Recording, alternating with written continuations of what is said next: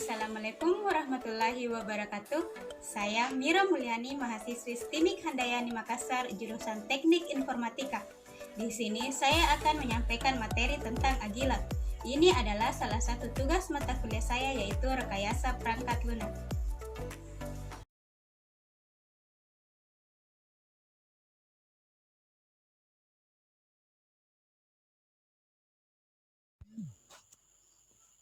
Istilah Agila sendiri terdiri dari dua pengertian, yaitu yang pertama pengertian dari segi filosofi, dan yang kedua pengertian dari segi pedoman pengembangan perangkat lunak.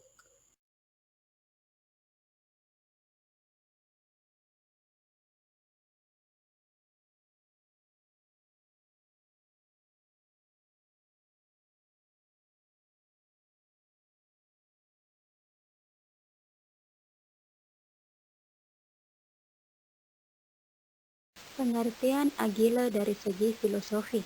Agila mempunyai arti yakni mendorong demi terciptanya kepuasan pelanggan, mempercepat delivery perangkat lunak secara bertahap, tim proyek yang ramping dan mempunyai motivasi yang sangat tinggi, minimasi pekerjaan, serta menyederhanakan keseluruhan proses pembangunan perangkat lunak.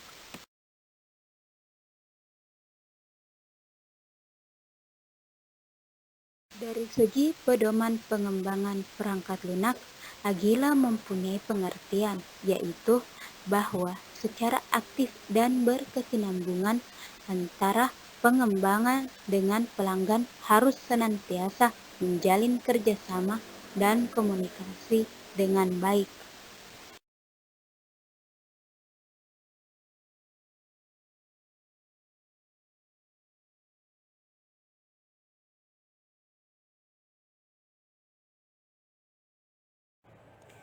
Prinsip-prinsip Agila yaitu 1. Lebih cepat dalam merilis perangkat lunak secara terus-menerus. Pengiriman perangkat lunak sesering mungkin dapat dengan mudah menerima perubahan rekrutmen. Kebutuhan komunikasi harian antara customer dengan pengembang. Kebutuhan komunikasi secara langsung antara customer dengan pengembang. Kelebihan metode Agila. 1. Proses iteratif dan inkremental. Rekrutmen dapat berubah sewaktu-waktu. Pelacakan rekrutmen dengan melihat backlog produk. Keterlibatan user secara aktif. Rilis yang lebih cepat dan berkala. Fungsi dirilis setiap akhir iterasi. Testing dilakukan setiap saat. Seperti metode-metode lainnya, Agila bukanlah metode yang sempurna.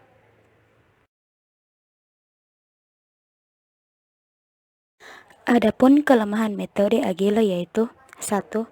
Agila jarang dipraktekkan secara langsung. Interaksi dengan customers yang berlebihan.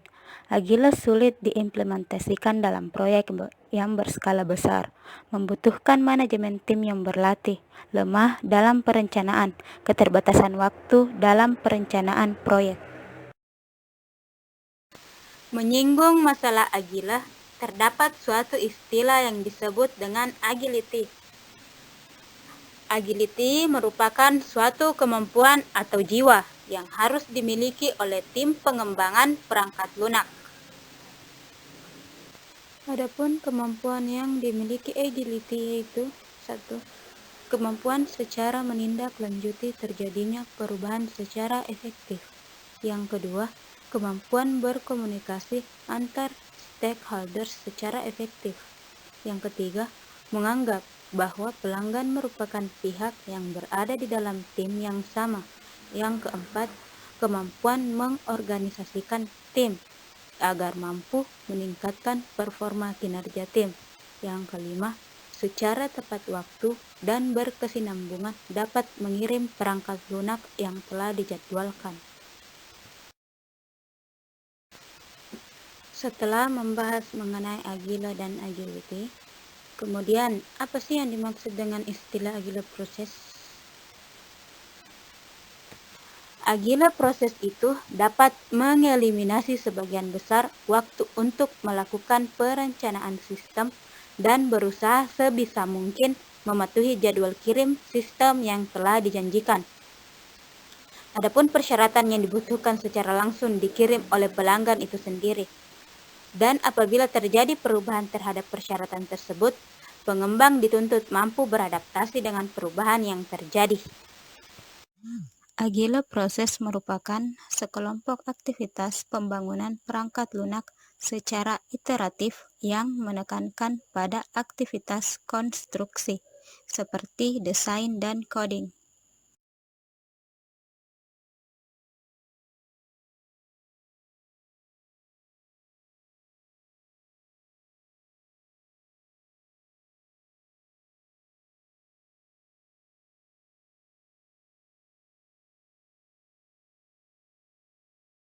Kemudian, seperti apa saja sih bentuk dari pendekatan Agile ini? Terdapat banyak model pendekatan yang tergolong dalam Agile Process. Namun, tidak semua model saya bahas pada tulisan ini. Saya hanya menjelaskan dua model, yaitu Extreme Programming atau XP dan Adaptive Software Development atau ASD.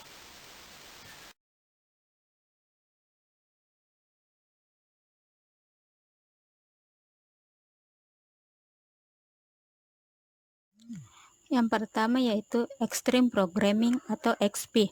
XP merupakan suatu model yang tergolong dalam pendekatan Agile yang diusulkan oleh Ken Beck. Menurut penjelasan dia, definisi XP adalah sebagai berikut.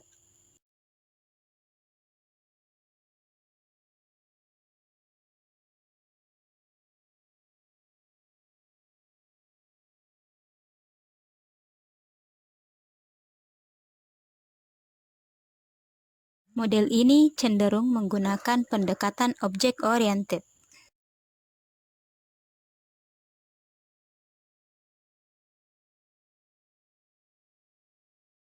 Tahapan-tahapan yang harus dilalui antara lain planning, desain, coding, testing. Pada saat perencanaan, dimulai dengan membuat semacam user stories yang ditempatkan index card. User story atau cerita merupakan deskripsi fitur-fitur fungsional yang akan disediakan perangkat lunak yang akan dibuat. Dari cerita-cerita yang telah dibuat, pelanggan memberikan semacam nilai, misalnya prioritas. Kemudian tim XP mengkaji semua kerja tadi dan menentukan rincian biaya serta memperkirakan waktu yang dibutuhkan untuk membangun sistem.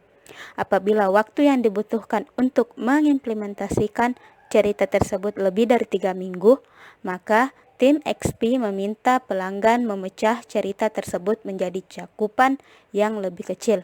Cerita-cerita yang telah dibuat dikelompokkan sehingga dapat diperkirakan untuk melakukan deliverable increment. Meskipun telah dikelompokkan dan proses pembangunan perangkat lunak telah dimulai, pelanggan masih bisa menambah, merubah, memecah, dan menghapus cerita-cerita tersebut. Namun tentunya harus sesuai dengan persetujuan bersama. Keuntungan dari model XP antara lain: 1. Dapat merepresentasikan situasi nyata yang sering terjadi sehingga sistem yang akan dibuat mendukung sebagian besar operasional pengguna. Yang kedua, memudahkan pengguna memahami dan memberikan masukan terhadap cerita tersebut. Yang ketiga, dapat merepresentasikan fitur-fitur fungsional secara bertahap.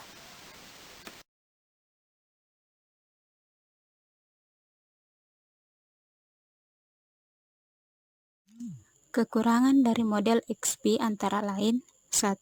Cerita-cerita yang menunjukkan rekrutmen tersebut memungkinkan besar tidak lengkap. User storage lebih fokus kepada kebutuhan fungsional daripada fokus kepada kebutuhan non-fungsional. Yang ketiga, hubungan antara arsitektur sistem dengan user storage tidak jelas, sehingga perancangan arsitektur juga lebih sulit.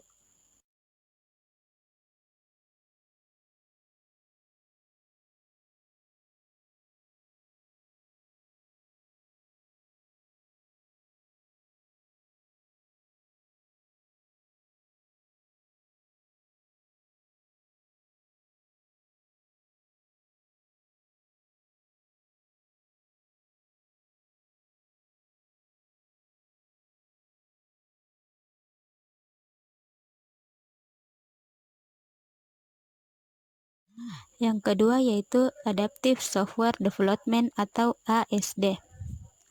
ASD merupakan suatu model yang tergolong dalam pendekatan agile yang diusulkan oleh Jim Haigsmith. ASD menggunakan tools yang disebut time boxing, yaitu berupa aktivitas yang menentukan jangka waktu tertentu yang dialokasikan untuk menyelesaikan berbagai macam tugas. Terdapat 3 tahap pada model ASD, yaitu speculation, collaboration, dan learning.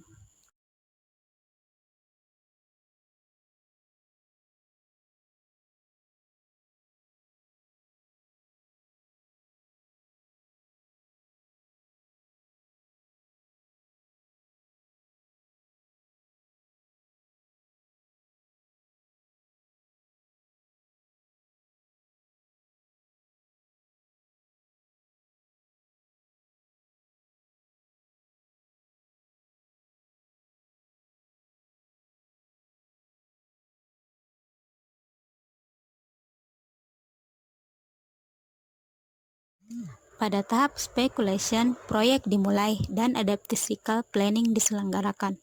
Pada tahapan ini didefinisikan visi dan misi pengguna terhadap sistem yang akan dibuat.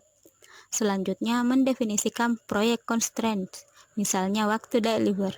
Dan selanjutnya mendefinisikan satu set dari rekrutmen yang akan dikerjakan dalam suatu sikl.